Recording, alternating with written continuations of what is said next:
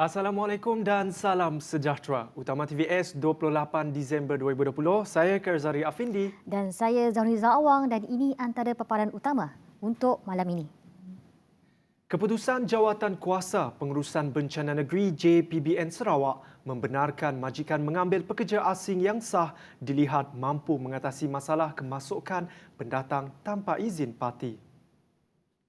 Bagaimanapun, Pengerusi Persatuan Pemaju Hartanah dan Perumahan Sarawak Syida Cawangan Kuching, Datuk Sim Kiang Chok berkata, pada ketika dunia masih dibelenggu pandemik COVID-19, majikan yang berhasrat untuk mengambil pekerja asing perlu menyediakan asrama dengan persekitaran yang baik. Ini kerana katanya COVID-19 telah mengakibatkan kerajaan melaksanakan Perintah Kawalan Pergerakan PKP. Sepanjang tempoh PKP, hampir semua projek pembinaan terpaksa ditangguhkan.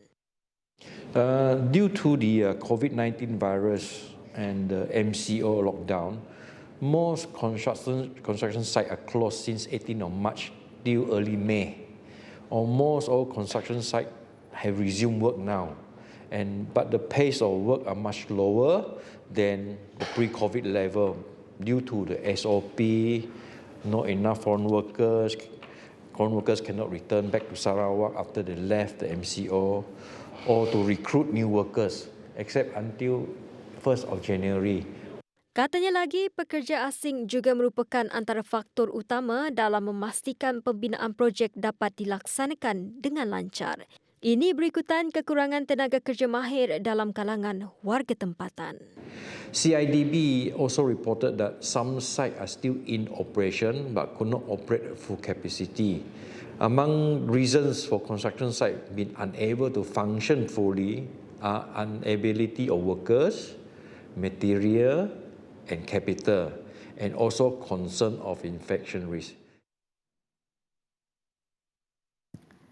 Dasar Pelancongan Nasional DPN 2020 hingga 2030 yang diumumkan baru-baru ini mampu menjadi pemacu pembangunan pelancongan luar bandar.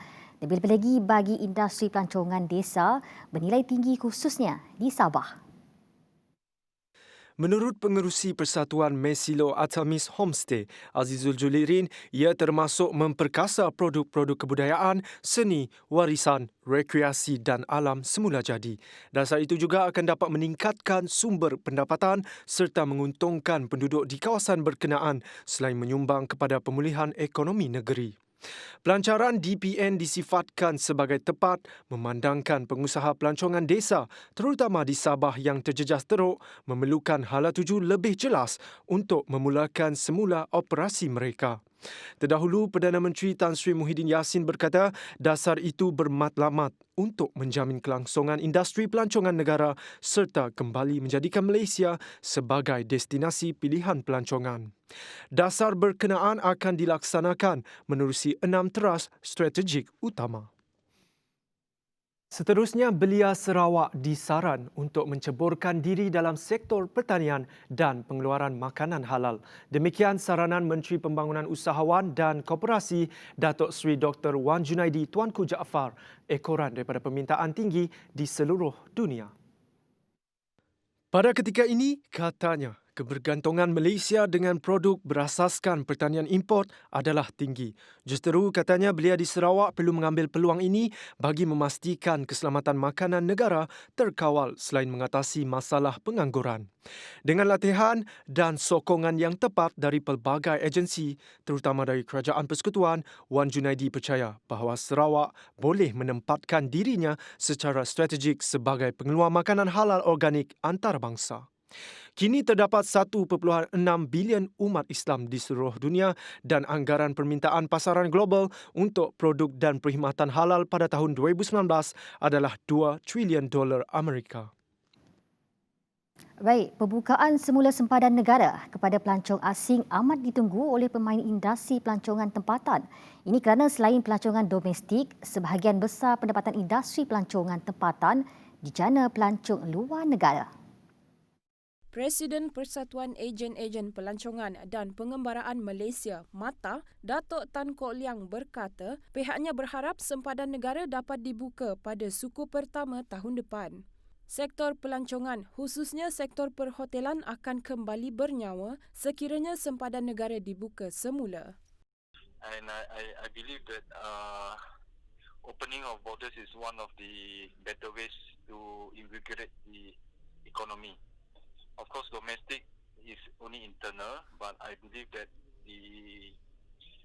most of the tourism industry, majority depends on international tourists. So, of course, we welcome, and since March up to now, we have closed our borders. So, I believe that the industry players and all of us, we look forward to the move, and I hope maybe perhaps by the first quarter of next year to open up the borders. Beliau mengulas cadangan Kementerian Pelancongan membuka sempadan negara bagi membantu merancakkan sektor pelancongan. Menteri Pelancongan, Seni dan Budaya Datuk Seri Nancy Shukri berkata kementeriannya kini di peringkat rundingan dengan negara zon hijau. Sementara itu, langkah tersebut jika dilaksanakan satu kelegaan untuk industri perhotelan bangkit semula setelah menghadapi pandemik COVID-19. Bagi industri perhotelan, cadangan untuk membuka semula pintu untuk pelancongan luar adalah dialu-alukan. Saya pasti pihak kerajaan telah mengambil kira segala aspek penting sebelum memutuskan perkara tersebut untuk dilaksanakan.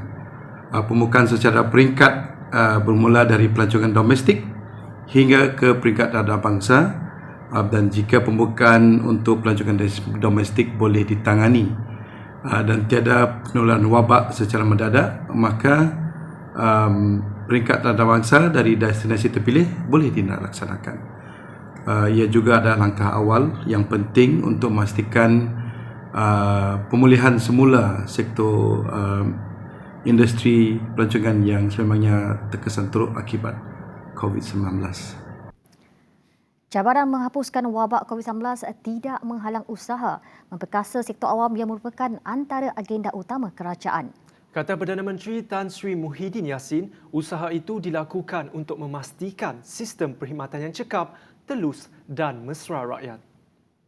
Muhyiddin, tanggungjawab penjawat awam kini adalah membudayakan norma baharu dalam cara kerja. Ini adalah untuk memastikan perkhidmatan tersebut tetap dapat disampaikan secara efektif kepada golongan sasar di samping meningkatkan produktiviti kerja. Di peringkat kerajaan pula adalah penting inisiatif menambah baik aspek integriti dan pentadbiran urus kerajaan dilaksanakan. Oleh kerana pihak berkuasa tempatan ataupun PBT merupakan antara warga kerja barisan hadapan yang sering terdedah dengan tarikan rasuah, maka usaha untuk membenteras jenayah ini perlu kekal sebagai agenda penting yang perlu dilaksanakan meluas dalam kalangan penjawat PBT. Ini agar kita dapat mewujudkan sebuah budaya kerja yang berintegriti tanpa berkompromi dengan mana-mana nilai dan etika. Beliau turut menyeru agar pihak berkuasa tempatan dan agensi berkaitan dapat turun padang dengan lebih kerap untuk meninjau dan memahami keadaan semasa. Selain itu, kata beliau, ia juga bertujuan meneliti isu-isu berhubung kaki tangan yang saban masa bertemu dengan orang ramai bagi menyelesaikan urusan seharian. Kita beralih ke perkembangan COVID-19. Malaysia merekodkan 1,594 kes positif baharu COVID-19 pada Isnin, sekaligus menjadikan jumlah kes positif di negara ini sebanyak 106,690 kes. Kementerian Kesihatan Malaysia KKM dalam kenyataannya berkata, jumlah kes aktif dengan kebolehjangkitan COVID-19 pula adalah 20,643 kes. Sementara itu, Sarawak merekodkan 2 kes positif COVID-19 baru di daerah Kuching sekaligus menjadikan jumlah keseluruhan kes meningkat kepada 1,110 kes. Kedua-dua kes terbabit adalah melibatkan kes import A iaitu mendapat jangkitan di luar negara. Kuching, Sibu, Bintulu dan Lawas pula kekal berstatus kuning dengan jumlah keseluruhan 5 kes jangkitan tempatan dilaporkan dalam tempoh 14 hari lepas. Manakala 36 daerah lain adalah kekal berstatus hijau. Pharma Niaga Berhad kini bersedia untuk menjalankan usaha pengedaran vaksin COVID-19 secara efisien yang dijangkakan pada akhir suku pertama tahun depan. Satu pasukan khas juga telah ditubuhkan merangkumi hampir 400 pekerja mahir dalam bidang logistik dan pengedaran di 5 gudang di Selangor, Pulau Pinang, Sabah dan Sarawak. Menurut Pengarah Urusan Kumpulan Pharma Niaga, Datuk Zulkarnain Muhammad Yusof, selain memastikan penghantaran secara just in time, syarikat itu turut memberi tumpuan utama terhadap aspek keselamatan ketika pengedaran vaksin. Penghantaran secara just in time pula bertujuan mengelak berlaku lambakan stok di stor penyimpanan hospital kerajaan. Zulkarnain turut memberi jaminan bahawa gudang-gudang Pharma Niaga mempunyai kapasiti mencukupi bagi penyimpanan vaksin dengan julat suhu mencecah 2 ke 8 darjah Celsius. Beliau turut menegaskan bahawa keputusan perlantikan sebarang syarikat logistik dan pengedaran vaksin COVID-19 adalah tertakluk kepada kerajaan. Pada 22 Disember lepas, Perdana Menteri Tan Sri Muhyiddin Yassin mengumumkan bahawa kerajaan telah memeterai perjanjian dengan syarikat farmaseutical AstraZeneca bagi memperoleh 6.4 juta dos vaksin COVID-19 iaitu tambahan 10% lagi kepada bekalan vaksin yang bakal diterima oleh Malaysia. Baik, kajian menunjukkan 15% daripada rakyat Malaysia menghidap penyakit buah pinggang kronik pelbagai peringkat. Ketua Pengarah Kesihatan Tan Sri Dr. Noor Hisham Abdullah berkata, kebanyakan mereka hanya mengetahui mengenai penyakit itu apabila sudah berada pada tahap yang serius. Apa yang turut membimbangkan ialah kebanyakan daripada golongan ini juga tidak menyedari mereka menghidap penyakit berkenaan. Dalam pada itu, laman web mybuahpinggang.com telah dilancarkan oleh Dr. Noor Hisham secara maya. Dr. Noor Hisham berharap laman web mybuahpinggang.com dapat dijadikan pusat sehenti untuk orang awam dan pesakit mendapatkan maklumat sahih mengenai kesihatan buah pinggang. Tegasnya lagi, tahap kesedaran rakyat Malaysia diharap akan bertambah baik dengan kewujudan laman web tersebut dan seterusnya dapat mengurangkan penyakit kegagalan fungsi buah pinggang di negara ini pada masa akan datang. Kerajaan berusaha mengurangkan ketirisan cukai sebagai antara strategi bagi menambah baik pentadbiran cukai di negara ini. Bagi tujuan itu, Timbalan Menteri Kewangan II, Muhammad Shahar Abdullah berkata, penambahbaikan akan dilakukan menerusi pengurusan data dan strategi integrasi data dengan agensi-agensi berkaitan. Antara strategi yang berhormat termasuk seperti mana yang telah saya nyatakan semasa mengulung perbahasan bagi Belanjawan 201 tempoh hari, kita akan memperluaskan asas hasil ini. Yang keduanya, kita akan memanfaatkan potensi sektor tidak formal dan yang ketiganya, kita akan mengurangkan amalan kurang terlapor dan istihar.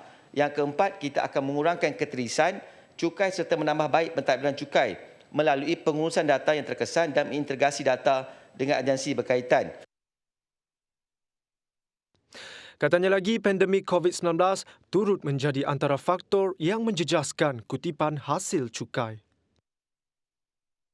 Seperti mana yang telah disebutkan tadi, hasil kerajaan telah disemak menurun kepada 227.3 bilion berbanding anggaran asal semasa bajet dibentangkan pada tahun 2019 bagi bajet tahun 2020 iaitu 244.5 bilion, kira-kira 18%. Justru, beliau berkata, kerajaan sentiasa proaktif memperkukuhkan kutipan hasil cukai dan meningkatkan keapungan cukai melalui insentif pembaharuan cukai. Mengulas lanjut, beliau berkata, sekiranya ekonomi negara pulih dalam jangka masa sederhana, kerajaan akan memperluaskan asas hasil dengan mengurangkan jurang cukai dan meningkatkan kecekapan cukai bagi memastikan kutipan hasil yang mapan. Akta Perhubungan Perusahaan 1967, Akta 177 akan mula dikuatkuasakan 1 Januari 2021. Kata Menteri Sumber Manusia Datuk Sri M. Saravanan, ini bagi membela nasib golongan pekerja serta meningkatkan imej negara di persada antarabangsa.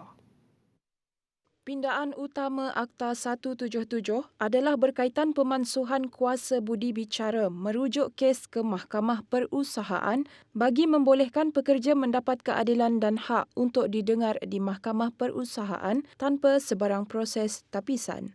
Kesatuan Sekerja boleh merundingkan secara umum isu-isu berkaitan dengan pertukaran, pengambilan pekerja, penamatan perkhidmatan akibat lebihan tenaga kerja, pembuangan kerja dan pemulihan kerja serta agihan tugas. Ujarnya antara yang terkecuali dalam pindaan adalah peruntukan-peruntukan berhubung hak berunding tunggal, penentuan kekuatan keahlian Kesatuan Sekerja, pemeriksaan isu kelayakan, halangan untuk kesatuan lain membuat tuntutan pengiktirafan apabila sesebuah kesatuan sekerja telah memperoleh pengiktirafan juga dikecualikan. Sementara itu, Kementerian Sumber Manusia akan memuat naik penerangan mengenai peruntukan-peruntukan pindaan Akta 177 di laman sesawang dalam masa terdekat. Lebihan dagangan Malaysia melonjak 151.6% tahun ke tahun kepada 16.82 bilion pada bulan lepas. Ini lebihan dagangan tertinggi bagi bulan November yang direkodkan setakat ini.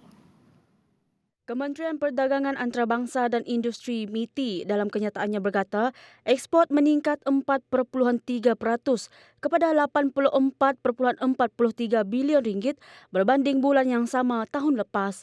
Ia sekaligus mencatatkan pertumbuhan tahun ke tahun bagi 3 bulan berturut-turut. Import susu 9% kepada 67.61 bilion ringgit, manakala jumlah perdagangan merosot 2% kepada 152.0. Bagi tempoh 11 bulan pertama tahun 2020, lebihan dagangan merekodkan pertumbuhan 2 digit sebanyak 23.1% kepada 163.86 bilion ringgit berbanding tempoh sama pada 2019. Prestasi ekspor yang lebih baik bagi November ini disokong oleh pertambahan ekspor ke Amerika Syarikat, Singapura, China dan Hong Kong. Sediakan satu platform bagi membolehkan mangsa buli dalam kalangan petugas Kementerian Kesihatan melaporkan kejadian tersebut tanpa menjejaskan identiti mereka. Demikian tegas Presiden Kongres Kesatuan Pekerja-Pekerja dalam Perkhidmatan Awam QPEX, Adnan Mat. Menurut Adnan, masalah buli perlu diatasi segera bagi mengelak ia menjejaskan emosi petugas dan kualiti perkhidmatan kepada pesakit.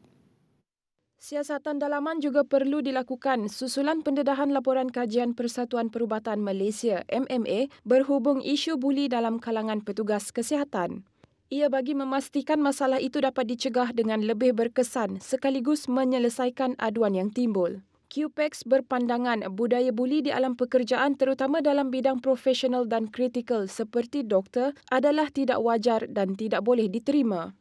Adnan ditemui pada Majlis Perasmian Persidangan Perwakilan Tahunan kali ke-27 Kesatuan Kebangsaan Pekerja-Pekerja Pihak Berkuasa Tempatan Semenanjung Malaysia yang dirasmikan Perdana Menteri Tan Sri Muhyiddin Yassin secara maya di Pusat Dagangan Antarabangsa Melaka pada Isnin. Semalam, MMA melaporkan kajiannya menunjukkan 66.9% doktor di negara ini mengakui pernah melalui pengalaman dibuli atau diganggu ketika bertugas di sektor awam. Golongan paling ramai berdepan situasi itu adalah mereka yang berusia antara 26 hingga 35 tahun, iaitu sebanyak 52.9%. Terima kasih kerana masih setia dengan Utama TVS. Baik, anggota kereta peronda polis MPV seluruh negara kini dibekalkan dengan jaket keselamatan baharu. Reflective Bulletproof Vest Level 2 with Anti-Step dibekalkan bagi mengelakkan sebarang ancaman dan risiko ketika bertugas. Pengarah Jabatan Pencegahan Jenayah dan Keselamatan Komuniti Bukit Aman, Datuk Zainal Abidin Kasim berkata, sebanyak 800 unit diagihkan untuk fasa pertama. Keutamaan diberikan kepada seluruh kontingen. Agihan tersebut berdasarkan risiko dan insiden jenayah yang kerap berlaku dan memerlukan anggota MPV menggunakannya. Jaket keselamatan itu dikatakan mampu bertahan selama 10 tahun dan memberi pelindungan balistik terhadap tembakan daripada peluru kaliber 9mm. Selain itu, ia turut kalis tikaman senjata tajam seperti pisau dan lain-lain. Sebelum ini, anggota MPV hanya dibekalkan dengan jaket pemantul cahaya yang tidak mempunyai ciri-ciri keselamatan. Sebuah bot yang syarat dengan pelbagai jenis minuman keras dipercayai tanpa cukai berjaya dirampas dalam ops landai di tebing sungai Kampung Kuala Berawan. Ketua Polis Daerah Limbang, Superintenden Abang Zainal Abidin Abang Ahmad berkata, dalam operasi kira-kira jam 12.45 tengah malam itu, 2 bot ditemukan dalam keadaan mencurigakan. Anggota pasukan Polis Marine PPM Wilayah 5 berjaya menangkap sebuah bot manakala sebuah lagi berjaya lolos dan operasi mengesan masih dijalankan sehingga kini. Jelasnya, pemeriksaan lanjut ke atas muatan bot tersebut mendapati pelbagai jenis minuman keras yang tidak mempunyai tanda berbayar cukai kastam.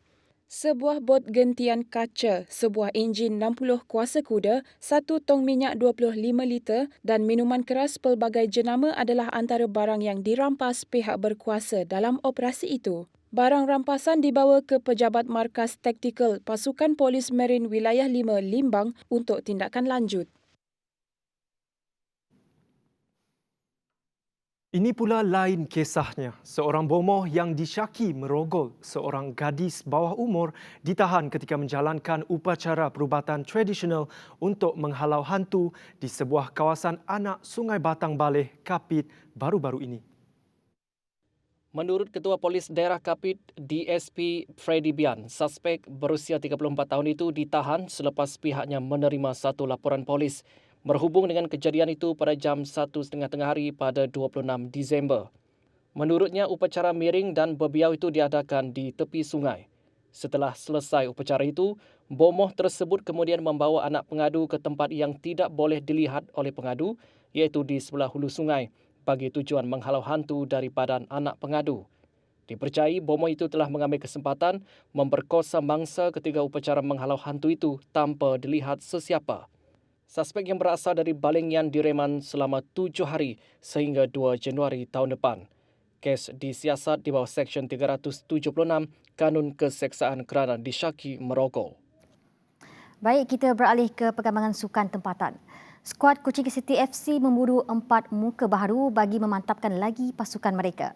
Jurulatih skuad berkenaan Ifan Bakti Abu Salim berkata pemain pertahanan import asing baharu diperlukan. Malah tamatnya 2 atau 3 pemain dari Semenanjung juga diperlukan bagi memberi keseimbangan. Namun beliau tetap mengagumi semangat juang pemain sedia ada dan ia terbukti ketika saingan Liga Premier 2020. Setelah melakar 5 kemenangan berturut-turut, Kuching City FC berjaya menduduki tempat keempat. Matlamat beliau menyertai Kuching City FC adalah untuk membawa skuad tersebut ke Liga Super 2022. Sesi latihan Kuching City FC akan disambung semula pada 28 Disember setelah berehat dari siri jelajah pada 8 hingga 21 Disember lalu. Baik, laporan itu tadi mengakhiri Utama TVS malam ini. Teruskan kesetiaan anda bersama kami. Saya Kazari Afindi. Dan saya Zoniza Awang. Selamat malam dan salam hormat.